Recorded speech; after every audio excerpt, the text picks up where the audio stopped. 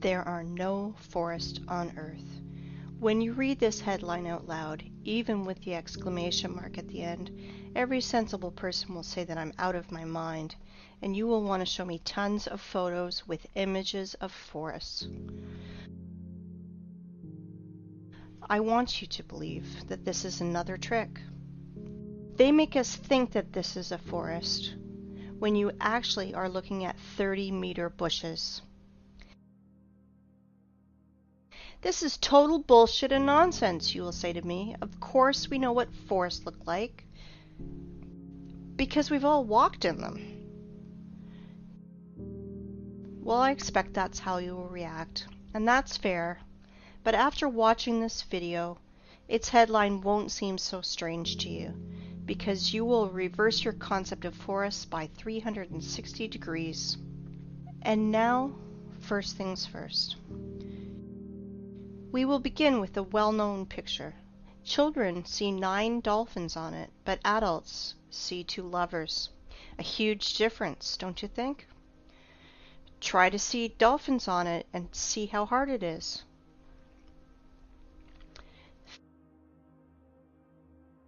Feminine fruities just won't transform into dolphins for most adults. And that's funny because it's the opposite for kids. There is only one picture, but we see it completely differently. What is more, children and adults can't exchange perceptions. Why is this the case? It is simple. Eyes see the way the Matrix ordered them to, but that's not the way the real world looks. Our eyes become traitors over time. We were blinded while in childhood. The outward world is quite different. We see things through a prism of habit and experience. And this prism distorts everything completely. At 30 years of age, this prism works to protect your mind. And at 40, you could go crazy without this prism. Do you think I'm exaggerating? Look at this photo. I'm claiming that it is from a mesa that was formed from a magmatic melt from the Earth's depths about 200 million years ago. You think I'm out of my mind? Maybe you're out of your mind. You will understand soon. We'll come back to this plot of grass later. For now, remember how we bumped into this old stump. Sometimes humans even try to take photos trying to hug the unhuggable trunk of a tree. But really, think about it. Old trees are a rarity. They are all registered, they are tracked, and are being kept in reserves, like memorials of nature. There is an uproar on the internet about forests. Why all forests in the earth, even in Siberia, are not older than 200 years old? Where are all the giants? It is right that the people are in an uproar about it, but I want to look at the problem from another angle, from the side of the Earth's poles. The thing is that even Soviet biologists found strangeness in the poles, and unnatural amounts of water kept in the ice and snow, and there's an unnatural percentage of carbon dioxide in the world's oceans. This abnormal concentration tells us exactly about a worldwide fire of the past. Using simple math, those scientists come to the conclusion that those fires carried away 99% of the Earth's biosphere. We all know that living cells consist of hydrogen and carbon, so the ice on the poles are made mostly from water, from burned organisms.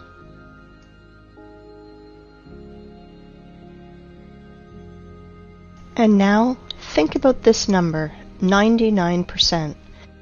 It means that everything that now grows, crawls, flies, swims, and runs on the earth is 20,000 times less in volume than before this catastrophe. 20,000 times.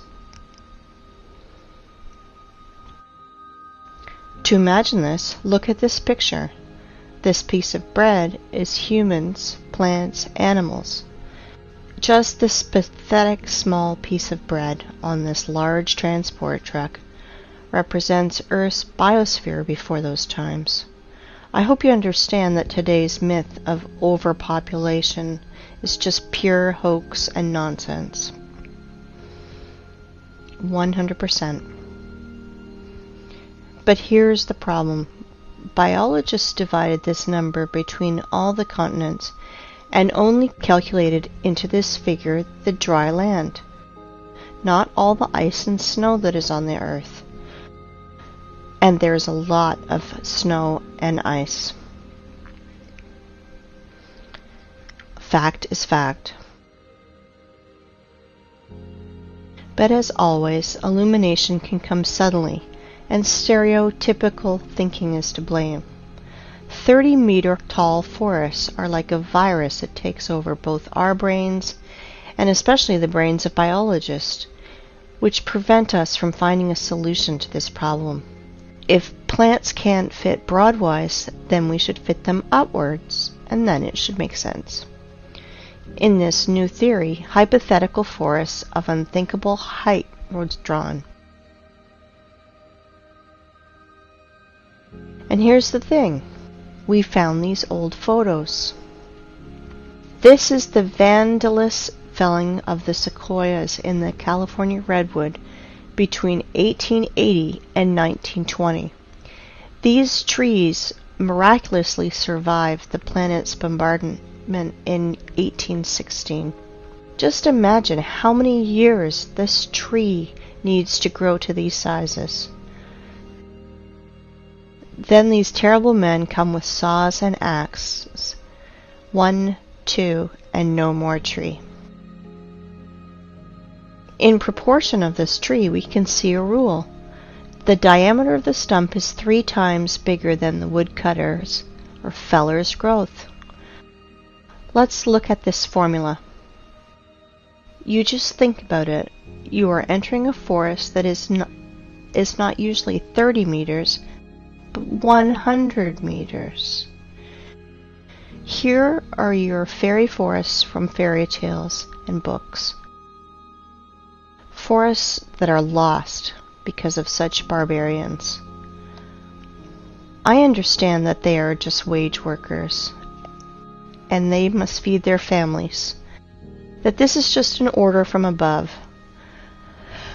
But if every single woodcutter refused to carry out these criminal orders, all the forests would be saved, because their demon bosses are too arrogant to do it with their own hands.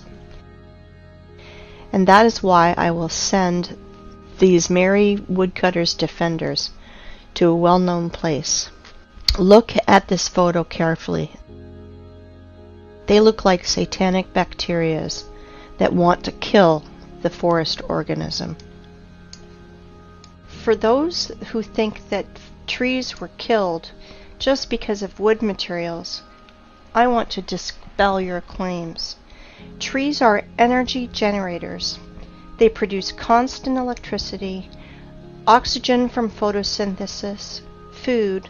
They have a root network and are programmed to exchange data. Our ancestry had a theory that trees are programmed to keep data from everything on the planet and save it in their information portal in their carbon fibers. I do not know the reason, but some sequoias that these vandals left alive even put a fence around it and called it a wildlife sanctuary. Of course, park guides will tell you tales from the crypt. How in the stupid Zoic era, stupid sores scratched their booty on the old sequoias of California. Let's summarize everything.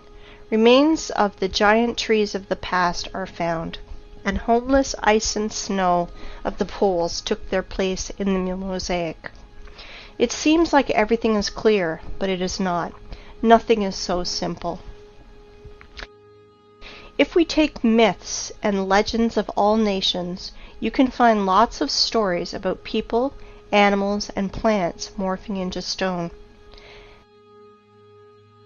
This is normal because paleontologists all over the world dig petrified fossils of humans, animals, and plants. There are so many of them that old museums are overfilled with petrified fossils of clovers, frogs, lizards, pieces of dinosaurs, and so on. Frogs and clovers are fine, but what about the forests? Guys, where are the trees? Old sequoias of California do not fit here because they are made of carbon. It means they are not related to the Silicon era. Why do I know this? First off, they were cut and sawed by standard instruments. All axes and saws would break if they had to cut silicon. So where are the silicon trees, if those giants from carbon are not related to the Silicon era? Guess what? They were found. Guess where? In the same North America, in Arizona to be precise. Ah, this zone of the Aryans. There are so many things going on there. The giant quarry that is now called the Grand Canyon. Like one person under the nickname WakeUpHuman said, it is an apogee of the cynicism to name Quarry Waste as a national park. It is not a national park. It is just a quarry.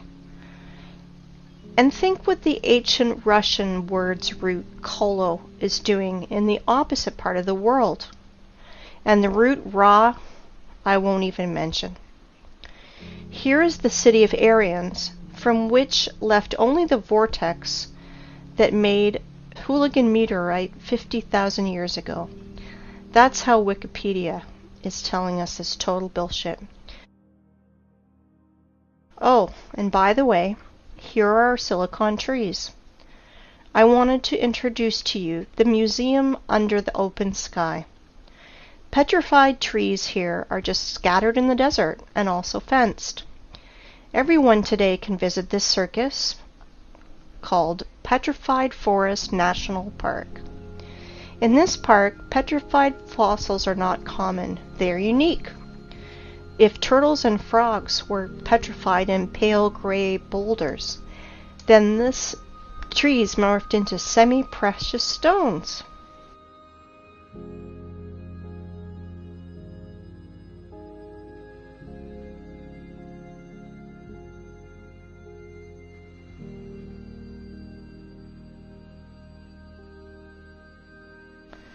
Beautiful stones, aren't they? It is time to take stock. All our forests are young and do not grow higher than 30 meters. Remains of fairy forests were found in the sequoias of California, and biologists put poles of ice and snow in its place. We found petrified fossils of the Silicon era and trees from precious gems. Now everything fits together, right? Or no? In a perfect world, everything fits. In our cursed hell, nothing fits. Since that time, when I was a kid and I saw petrified fossils on a TV show, I was tormented by that question. How is it possible for a frog to be morphed into a stone instead of rot like any organic body does? Let's see what Wikipedia tells us. Special rare conditions must be met in order for the fallen stem to be transformed into fossil wood or petrified wood. In general, the fallen plants get buried in an environment free of oxygen, which preserves the organic structure and general appearance. I understand this is dry British humor. If not, I will try to explain. You need some spontaneous disaster. For example, a volcanic eruption, tsunami, clay rain, which would quickly cover the frog and mammoth and make conserves from them, where bacteria won't decompose the corpse to the state of stinking manure. In other words, to make the body petrified, you need to cover or engulf the body and to compact it. According to so-called scientists, the tissue was organic, and then it magically turned into silicon. SiO2. Remember this formula. If you have ever buried your home pets, you can quickly run and dig them out. Your beloved pet is petrified, and you can put his statue on your table. Want to reproach me for such black humor? Redirect that to the official science community, which sells us such bullshit. A dead body has only two options. Dry up like an insect in a piece of amber, or the second option, just simply rot. Organic bodies will never turn into rubble. Never. This absurdity is invented to hide the truth. Magical morphing into stone is a little thing. Transforming wood into semi-precious stones, this is where the lies and ignorance become uncontrollable. Tell me how a stick of wood can become a semi-precious stone. You may have no answer, but I do, and we will discuss this later. For now, let's analyze what these gems show. I do not know about you, but I am confused by 3 points. First of all, according to the official story, these trees lost in an unequal battle against a neighbor volcano. Attention, 225 million years ago. But wait, there's more! This wood not only burned and held fire, not only rotted into the wet ground, against all the laws of physics, chemistry, and biology, just transmorphed into precious gems. David Copperfield is nervously smoking on the sideline. But this is not the end. Trees are not broken. Trees are sawn into even, accurate pieces. Well, I want to know the name of this brand of chainsaw that Aborigines use for this. I am joking, of course, but the conclusion is that this is not a museum, but stage theater. These trees were sawn and brought here by someone. You know, only a true fool would believe in the magical transformation of wood into precious stones and gems. Here's another question. For what purpose did they make this circus with all these scattered pieces of silicon life form? And did you pay attention to how small these silicon trees are? They are incomparable, even with the sequoias of California. But this one is simple. They are not trees. They are trees' branches, giant silicon trees. And these trees were so big that American sequoias near them look like sticks near the baobab. And while tourists are freaking out over these precious gems, no one is paying attention to the background, because everything is hidden in plain sight. To understand what I'm talking about, let's return to our favorite plot of grass. And I want to ask you, what do you see? A tree stump in the daisies? But I continue. This is mesa that was formed from the magnetic melt from the Earth's depths about 200 million years ago. Do not believe me? And now? Let me introduce to you, this is Devil's Tower, mesa, or so-called laccolith, that was formed from a magnetic melt from the Earth's depths about 200 million years ago. At least that's what Wikipedia tells us. And billions of people believe that this is mesa, laccolith, or a mountain. Really? Let's come closer to our tree stump. to look at his fantastically inexplicable columns. Let's look in the Wikipedia ones again. Igneous rock is formed through the cooling and solidification of magma or lava. Really? What a smart magnetic melt! It's just stood still and froze in the appearance of a perfect hexagonal column for 300 meters in the sky. You can synchronize your instruments with these miraculous columns. Were they squeezed out of cream injector, then tied in a bun like a broom, and then a big giant fan blew near to help the columns to curdle faster? Maybe the columns of Parthenon or Isaac's Cathedral were built in the same way. Gentlemen scientists, are you out of your mind writing this garbage? Humans, are you out of your mind believing this garbage?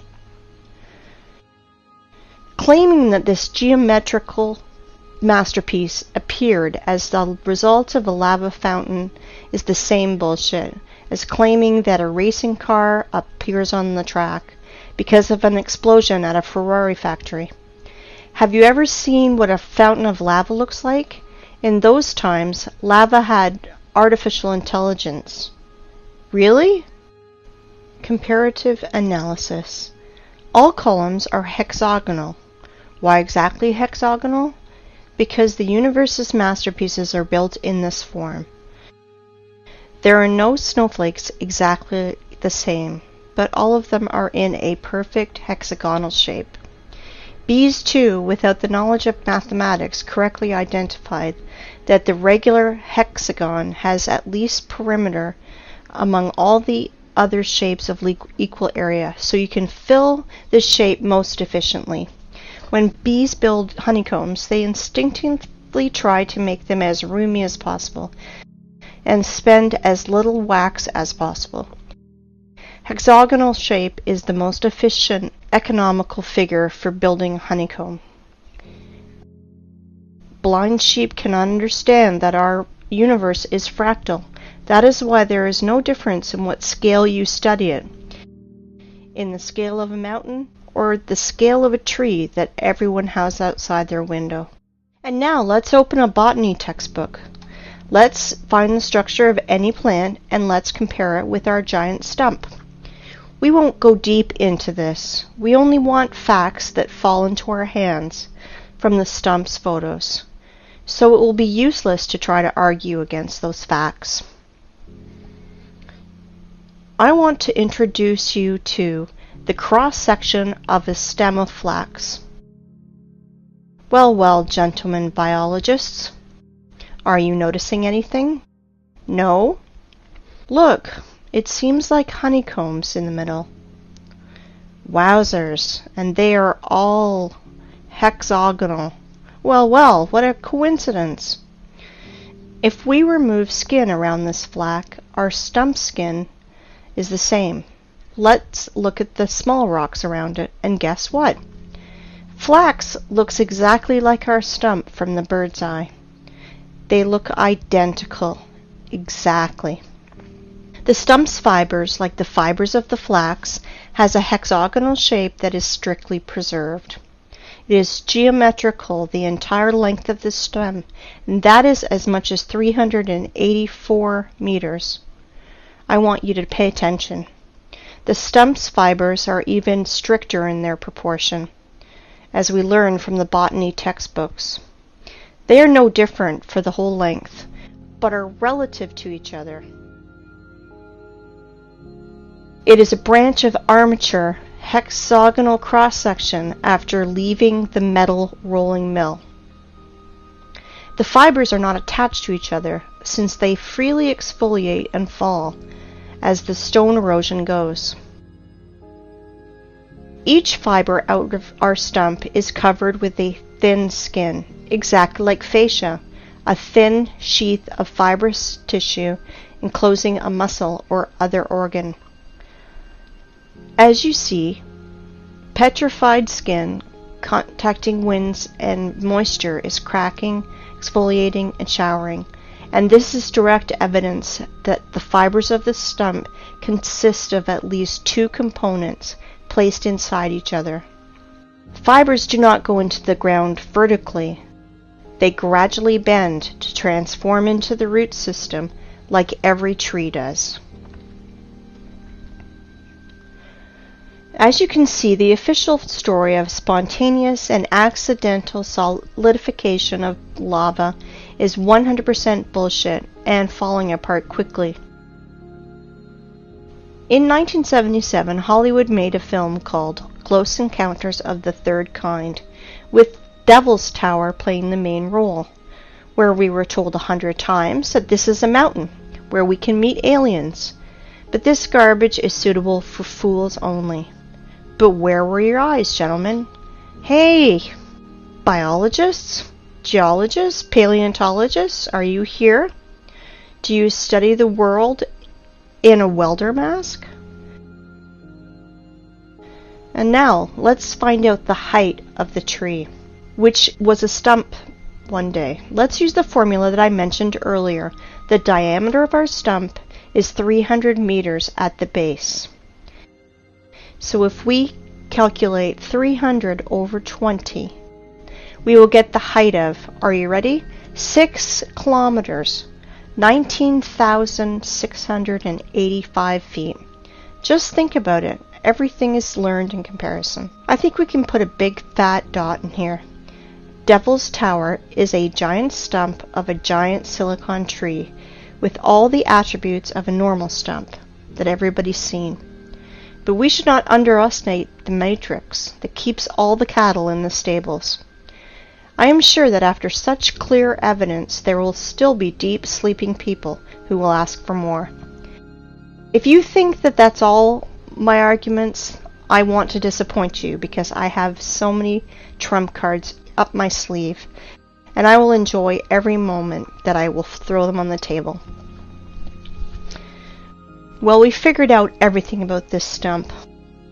Let's move to another one. Yes? And you thought that this was the only one? You just need to remove your blinkers and you will see so much. Let me introduce to you Giant's Causeway in Ireland. Notice something familiar? Take a closer look. Again, hexagonal columns. Wow. If you did not notice the similarity to the Devil's Tower's fibers, you must be 100% blind. This is the same giant stump, but now it did not come out of the ground. This tree grew right on the sea's shore. The Giant's Causeway consists of almost 40,000 columns of such geometrical proportions that all the bees in the world would be jealous. Of course, all nerds declared it to be a national nature reserve. Like I mentioned before, as one person named WakeUpHumans said, it is an apogee of the cynicism to name quarry waste as a national park. In which connection is quarry waste here? I will say later, but guess what the official science bleats about this Irish stump? Giant's Causeway is an area of about 40,000 interlocking basalt columns that result of an ancient volcanic eruption. Volcanic eruption! Please tell me how to stay calm and not erupt in a fountain of swear words in the direction of this science society. It is hard, very hard, but I will try because our enemies only want us to do it. I have only 2 questions. First of all, how many years was C.C. Campbell in a coma? And second, why do bees' honeycombs not declared as a result of an ancient volcanic eruption? Because they are not distinguishable at all. It's no less strange why street sidewalk tiles are not declared as a result of an ancient volcanic eruption. Show me a single difference, nerds. And now I'd like you to come back to our old method and compare Giant's Causeway, but this time with real lava. I want you to remind you how lava erupts and flows. and this is how it congeals.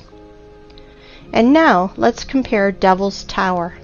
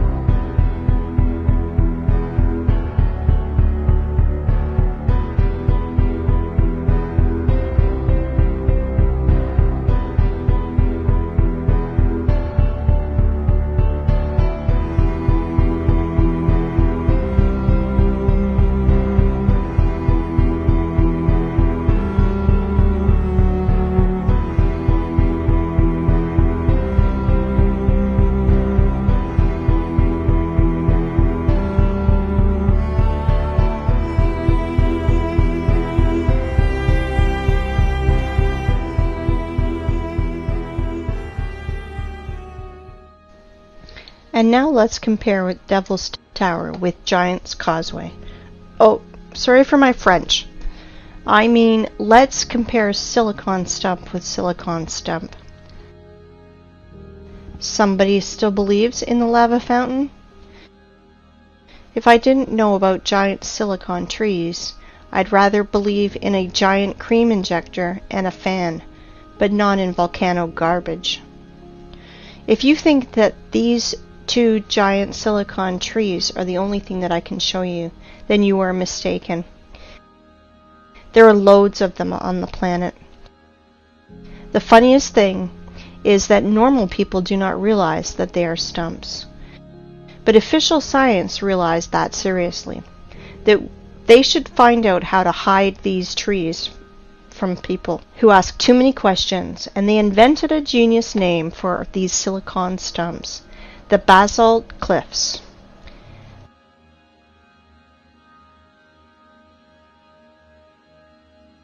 I want you to pay attention to these two pictures, where fibers hang from the ceiling. How can volcanic version explain that? Lava was dripping, but its drops did not fall to the ground.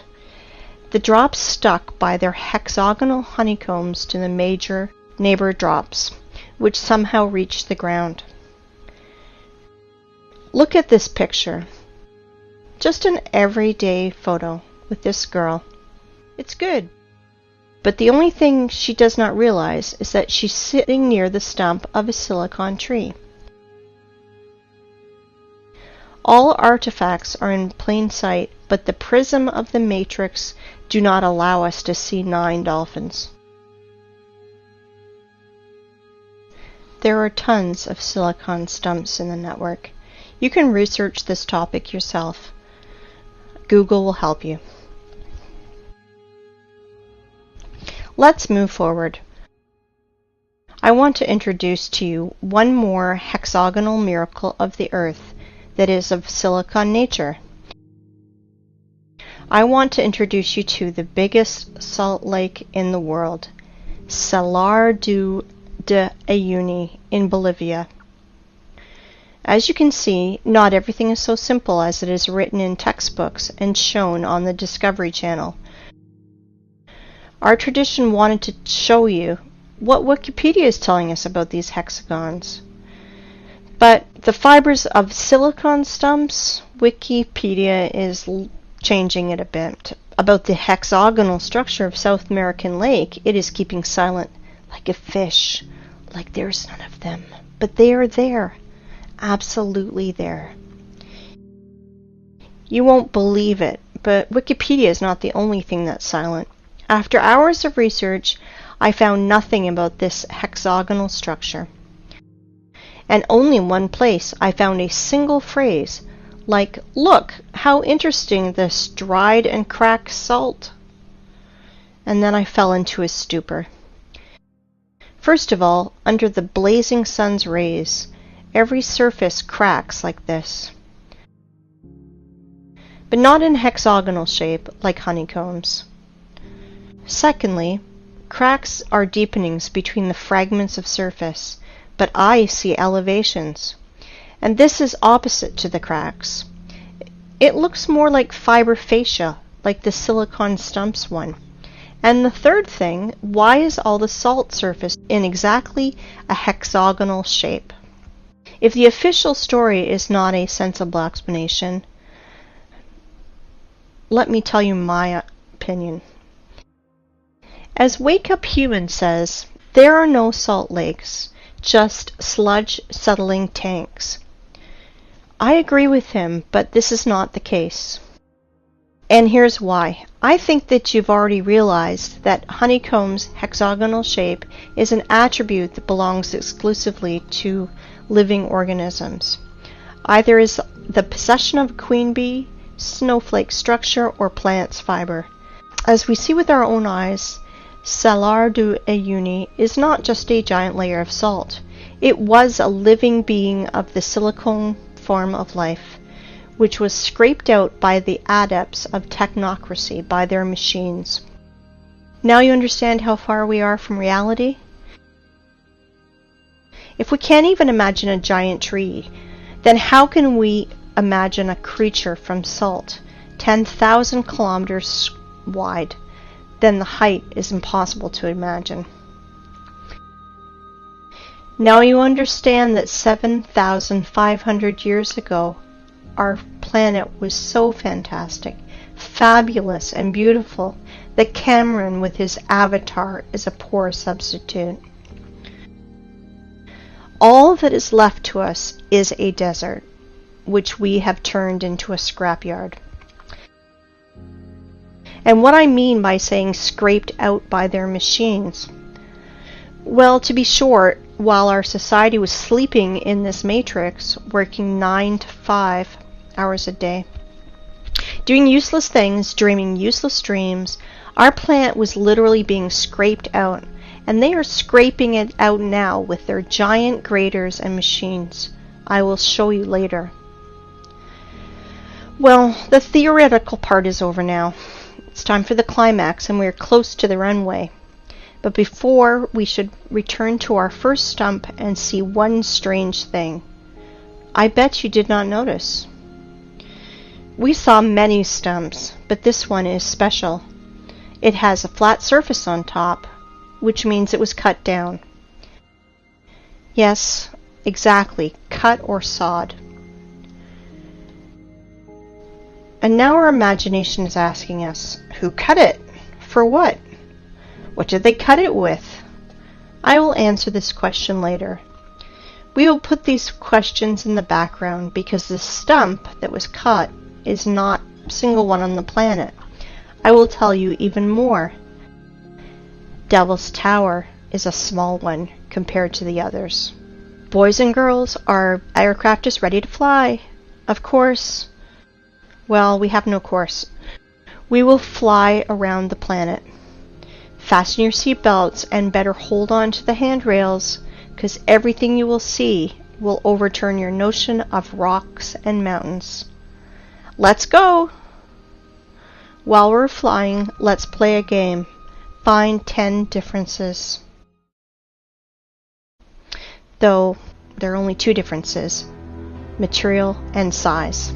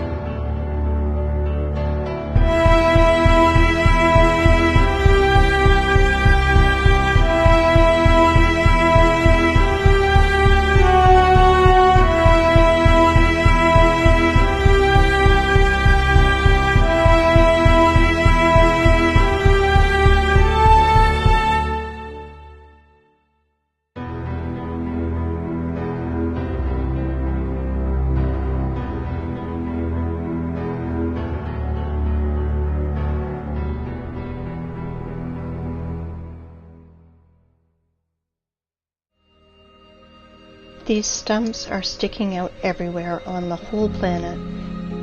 There are hundreds of them. Scientists call them mesas, which means table in Spanish, because they have a flat peak, flat as a table.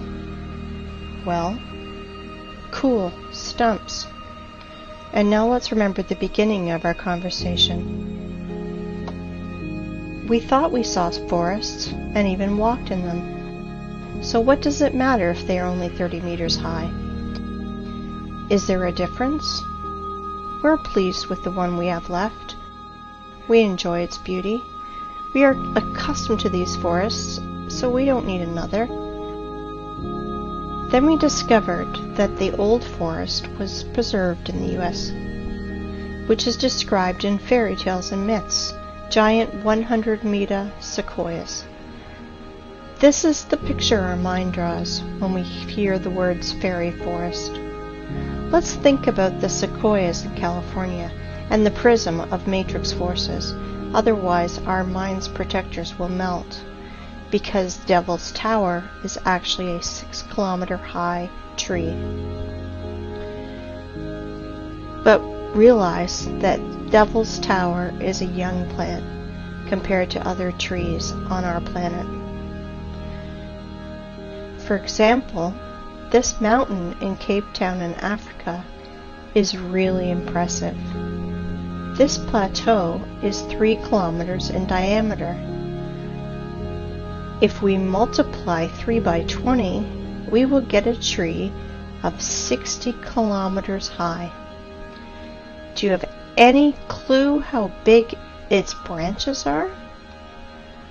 On one of the branches, you could easily place a huge residential area with all the shopping malls, schools, and parks. Just imagine how huge it is. Of course, your mind will never see that this mountain in Africa is really a tree that is 10 times higher than the Devil Tower tree, 60 kilometers higher. But guess what? That's not the limit. In the work of Russian scientist and poet Alexander Sergeyevich Pushkin, we can read about giant fairy oaks that was on the Bayan Island near Lokomori, and we now believe has been killed by our government. That oak was supposed to be the center of the earth and was some 100 kilometers high. Not sure how high, but for sure higher than the Cape Town one. This oak was the biggest plant on Earth. Remember in the beginning I mentioned our prism of the mind that helps to preserve it but distorts reality? Ask any person to show you trees on the right photo, and he will immediately put his finger on the green on the ground. Without noticing that it's only pathetic bushes, it looks more like moss in comparison to this size. But definitely not a forest. Now you understand why we can't find 9 dolphins? But do not dwell on fish and stumps. Once again, I urge you to think in planetary sizes. If instead of dolphins and stumps, we see lovers and mountains, imagine what is hidden from us with a curtain. That is why the apocalypse is translated as curtain opening. Do you understand now why I mentioned this matrix prism in the beginning? Through which we are looking, and it turned out that we see nothing. The real world is different. I can call today's state of society a real dream, and the sad part is it is not figurative.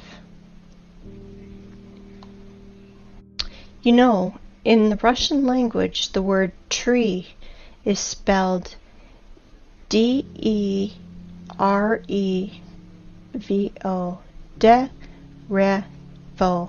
The word ancient tree is spelled D-re-vo, and the word ancient trees is spelled de revnost.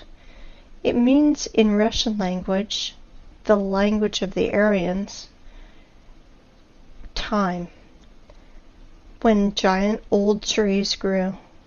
Interesting, isn't it? Well, let's put all that in our pocket and continue our flight.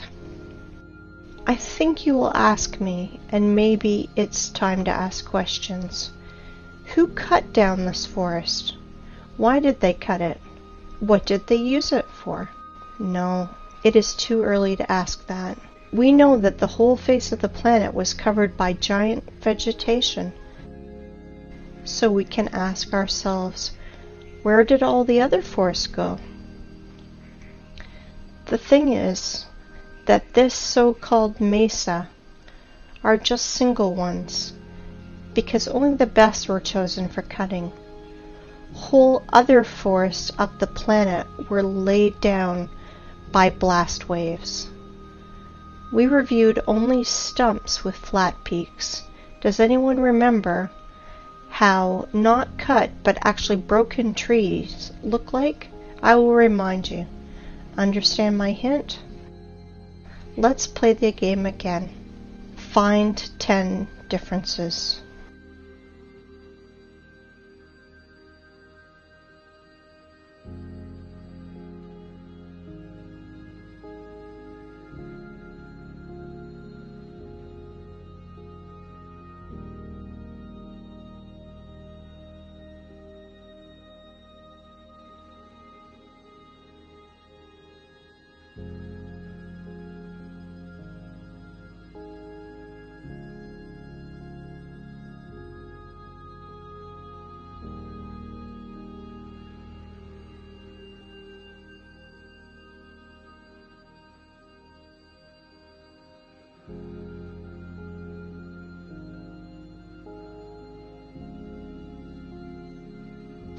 I think you understood the meaning of my words. So I want you to look at the highest stumps of our planet. They were mined like a quarry and were broke by blasts. For example, the tree Everest.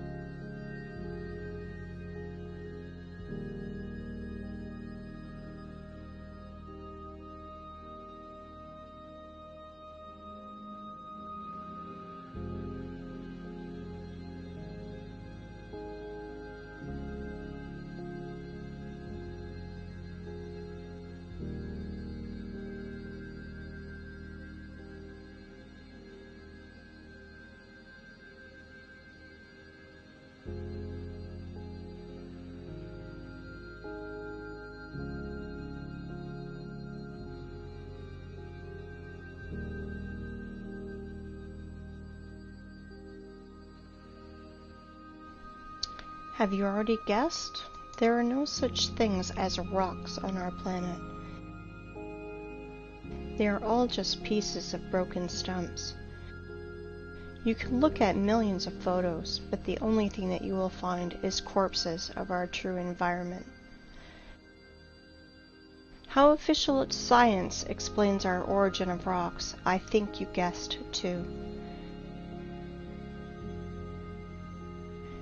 Now you understand why we are so charmed by rock?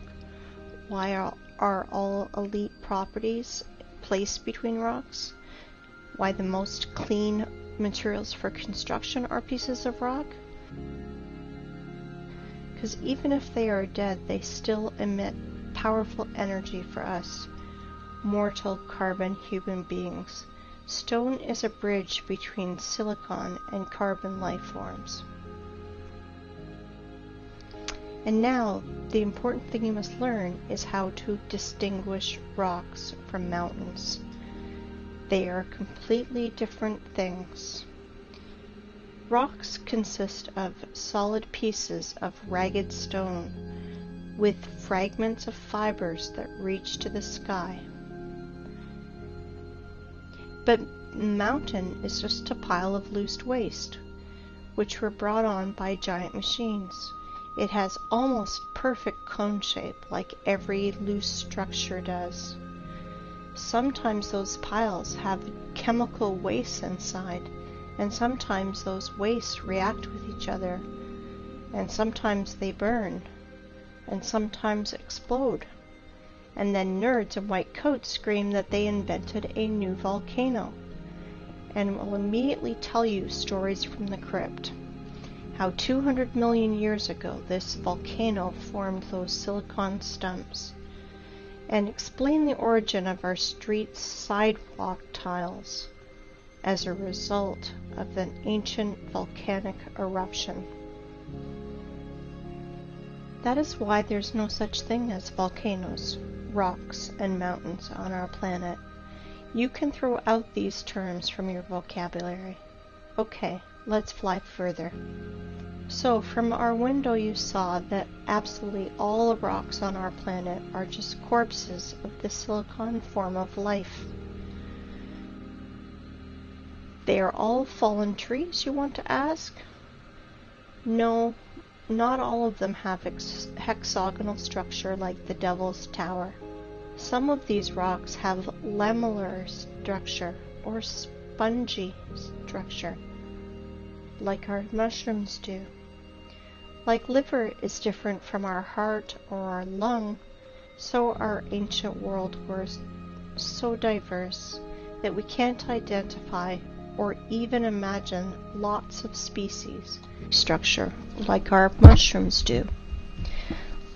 Like liver is different from our heart or lung, so our ancient world was so diverse that we can't identify or even imagine lots of species and subspecies. Let me introduce this theme was covered in detail by Pavel Ulyanov. His YouTube name is WakeUpHumans. He did revolutionary work in the theme of geology and bucket wheel excavations work. Let me introduce to you this giant cuttlefish, which is a Badger 288, one of the world's biggest rotor excavators. And this is how those machines work. They crawl on its wheel parallel to the quarry wall. Giant wheels with ladles scratch at rock and ground, leaving concave wall.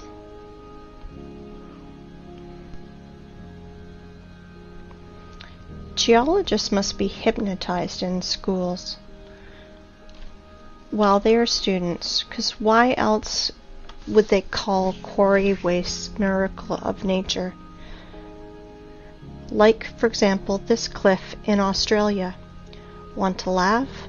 If you do not believe in the idiocy of this last stage, just Google wave rock and check the official explanation. 100% unbelievable how people buy into this. Some people will ask which stone was part of the living plant and which not. I want to tell you that at least 7,500 years ago there were no such things as stones. Everything you find now was part of our ecosystem. But then people said they want to be gods themselves, and they screwed everything up.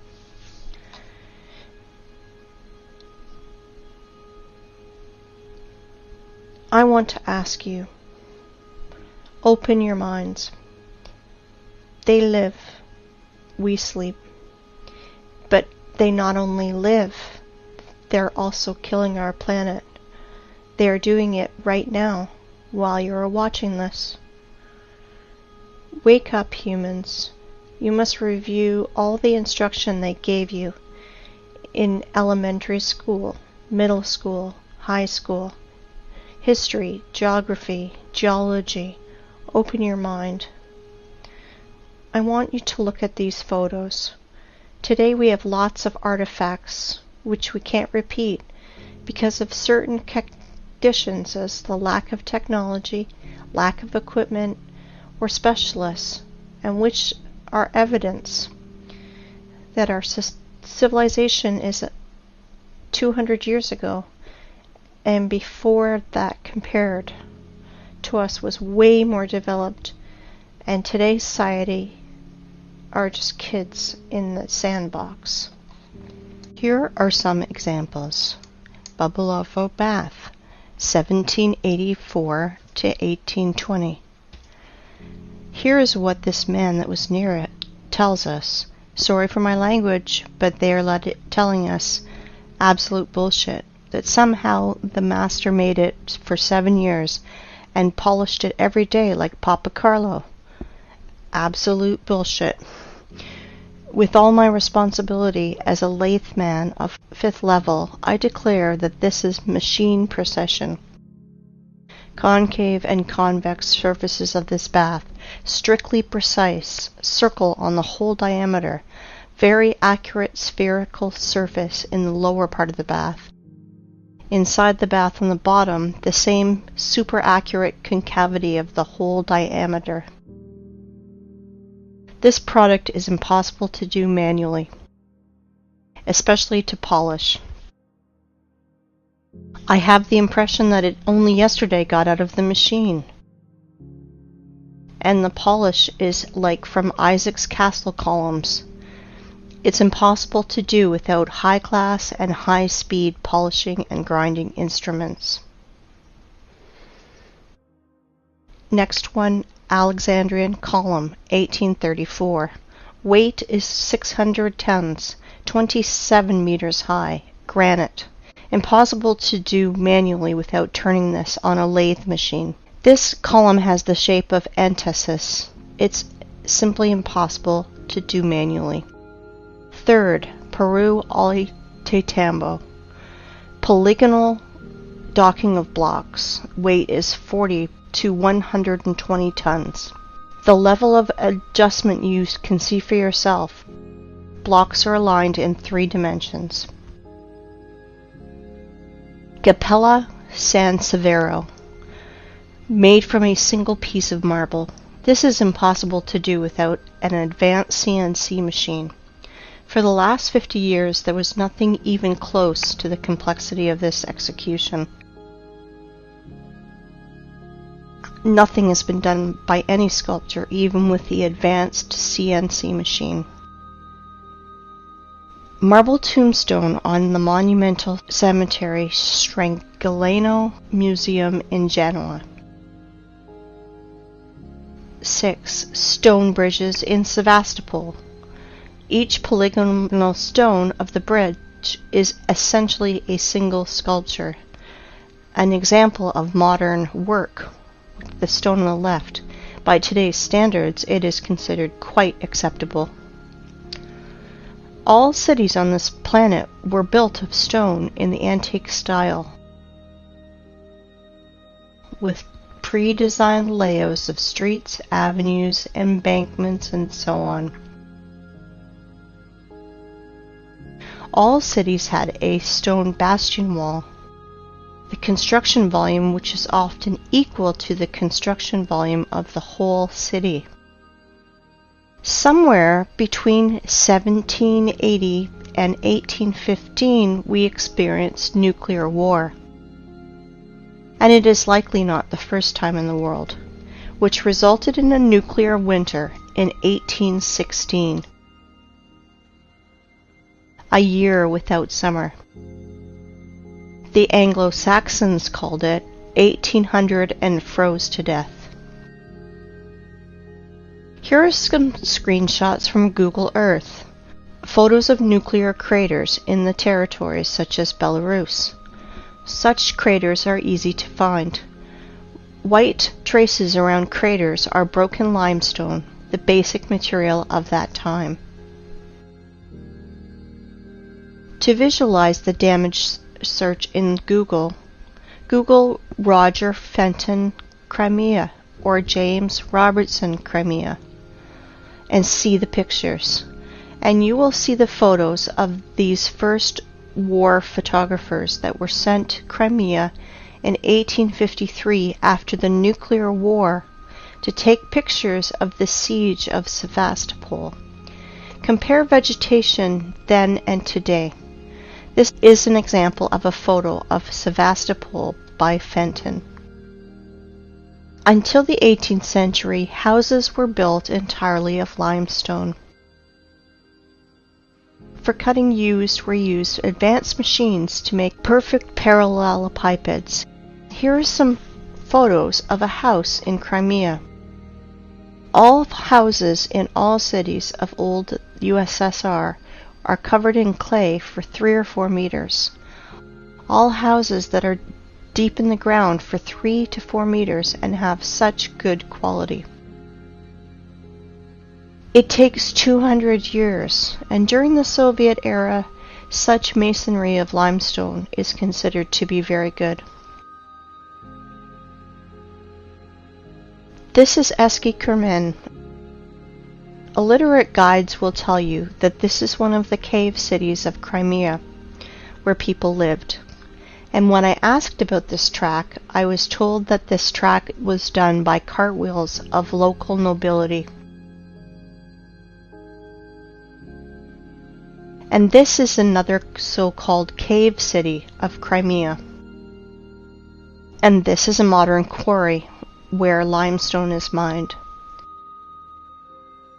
This photo is made before the revolution of 1917. You can see that from the limestone is accurately cut segments, the bottom of which runs the railway and where a house stands. And now a very important photo of Inkerman Quarry, the name Champagne, made in 1890. You can clearly see cut passageways through the hill, 100 meters in width and 80 meters high. Under the vertical wall we can see small pieces of limestone and limestone crumb that fell off because of working saw machining. In the cut holes we can clearly see houses. Some of these holes are beginning of catacombs, some of which extend for hundreds of kilometers. They conducted a large-scale underground mining of limestone. In the days of the Second World War, in the catacombs were hospitals, warehouses, headquarters, and trucks freely drove in and out of these catacombs. By the way, there are ancient catacombs in any city of the world. Near Odessa, there is a catacomb that is 2,500 kilometers long. Everything they tell us, rocks, canyons, ravines, cliffs, are just nothing more than quarry wastes. And there are very old quarries over there, and many fresh ones. This is a white rock in Belogorsk, near Crimea. It is a limestone quarry.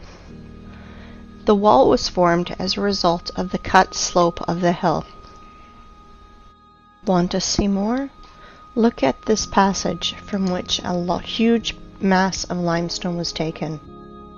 They lied to you. And guess what they call it? They call it the Valley, a beautiful wonder of earth. Check this out. This is an old photo from the 19th century. The mound of the vertical walls of limestone chips are not yet overgrown with vegetation. This is an old painting from the year 1855. We can see ancient giant quarry wastes in the background. Are you impressed by the scale of mining in just little Crimea? I want to tell you more. There is no cubic meter of land, probably 100 meters deep over the entire earth, which would not have been in its time mined, milled, masticated, and discarded. It is not a planet, but a giant quarry waste pit, where in the most violent and barbaric way the entire periodic table of Mendeleev is extracted. And now, look at these photos and pay attention to the tiered structure of the quarries and mines. The rotor excavated tiered cuts are massive. It is a formed structure with right angles when viewed from above. And now I want to show you the mountains, ridges, gorges, canyons, cliffs, in almost uninhabited ways. Often they are named by the people who discovered them. Are all academics and professors of geology and other science nerds too blind to see it? Mountain on the Kola Peninsula. I do not know the name. Mountains on Antarctica that were only discovered in 1820. Antarctica. Here are even the traces of the heavy machines and equipment. Greenland. Watkins Mountains. Look at the scale of the mining. Greenland. The flight from Frankfurt to Los Angeles. Gunbjorn. The highest mountain in Greenland. 3,700 meters. No problem. Almost completely gutted. Svalbard, Norway. Aurora Borealis in the background of quarry waste. Antarctica, Transantarctic Mountains. At the foot, the traces of machines are still visible. Antarctica, Transantarctic Mountains. Quarry systems. Pay attention to the background. Mount Kailash, Tibet. The height is 6,638 meters. Have you ever seen in our time heavy mining equipment that's raised to such heights? Goblin Valley State Park, Utah, USA. Gloss Mountain State Park, Oklahoma, USA. Grand Canyon, Arizona, USA. It's just a giant quarry waste, gutted territory.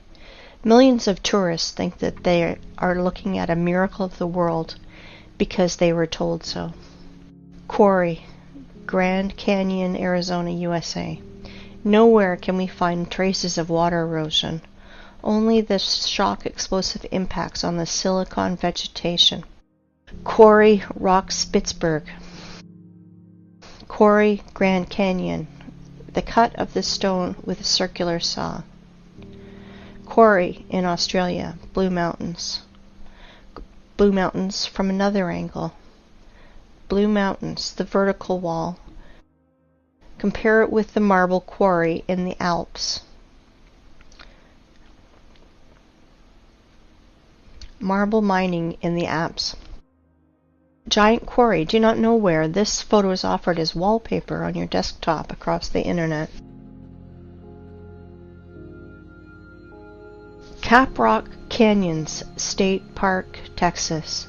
Again, a national park created from exhausted quarry wastes in the USA. In some quarry wastes where there is a lot of moisture, people do farming. Banao rice terraces. Again, Banao rice terraces. And this is Canyon de Chelly Nation Monument, USA.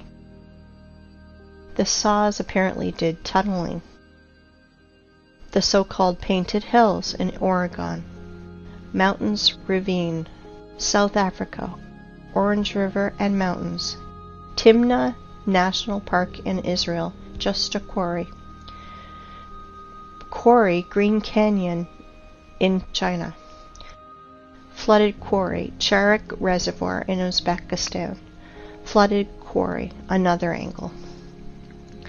As you can see, there are no natural rocks, mountains, cliffs, and gorges on this planet. You know, while people argue on the internet how flat the Earth is, like a pancake, or maybe a little concave, our masters are literally devouring our home and turning into a desert and a scrapyard. Guess what? It appears there are quarries on our planet the size of several countries. For example, in Tajikistan, Afghanistan, Uzbekistan, Turkmenistan, Kazakhstan, and Iran, there is almost no soil in these parts of the country, because a 100-meter layer of soil and all living things on it was removed. It looks like the Ural Sea and the Caspian Sea are just giant flooded quarries. Yes, all areas in the world that is painted yellow on Google Maps are the bottom of quarry wastes. Asgard Plateau. In the middle of the picture is a group of cars. If you fill this quarry with a layer of water 1,500 meters high, you will get an analogy of the Sea of Azov. And this is the Sea of Azov, flooded old quarry. The bottom is as smooth as a table on which rotor excavators rolled. The maximum depth is 15 meters. Perhaps thorium was mined here. The edge of the Karakum Desert, the area of which is 350,000 kilometers squared. The impression is that planetary reapers worked here. In reality, Quarry, for the rest of the population, Canyon Yangakala, the wonder of the world, in Turkmenistan. In reality, Quarry, for the population, Plateau Tozber, Kazakhstan. USA, Monument Valley, USA. Previously, this area was several hundred meters high, up to the stumps of the silicon trees in the background. Same Monument Valley, USA. Namibia. The desert is the bottom of a quarry. Egypt. The top layer is scraped out with soil and all living things on it, also burnt by nuclear blast. Most part of Australia is cut and scraped almost completely. No soil, only red desert left. Australia, Nigeria, desert. The conclusion is deserts are 100% artificial. They emerged as a result of long-term mining activities. Even more, you can easily safely replace the words canyons, gorges, rocks, ravines, plateaus, mountain lake, and just simple lake in your vocabulary to the words quarry, mine, flooded quarry, flooded mine. Krivobor in Russia. Krivobor in a different angle. In the middle of this island, overgrown with bushes, stood a rotary excavator. Van in Switzerland, obviously the work of a rotary excavator. Siberia, Anabari Quarry. And now look at this. This is pile of waste rock in Donbass. The height sometimes reaches 300 meters. Inside them are chemical reactions. They burn, and sometimes they even explode when they accumulate excess pressure, and more. Let me introduce to you this pile of waste called Vesuvius in Italy. 1,281 meters high. But science nerds will tell you that this is a volcano because it is burning, even once it exploded. What a story. How people buy into it is beyond me. And now let's look at the biggest pile of waste, called terracons or volcanoes.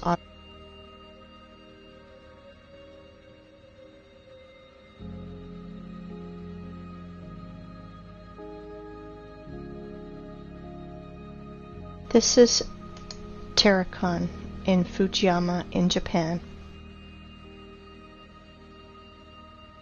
People, if you think that our masters lie to you, you are still sleeping. If you think that the earth is flat, you are half awakened. We are on a desert and a giant quarry that we are turning into a scrapyard. Since we can trust no one, maybe it's time we think for ourselves. Really think about what you've been told your whole life and question everything.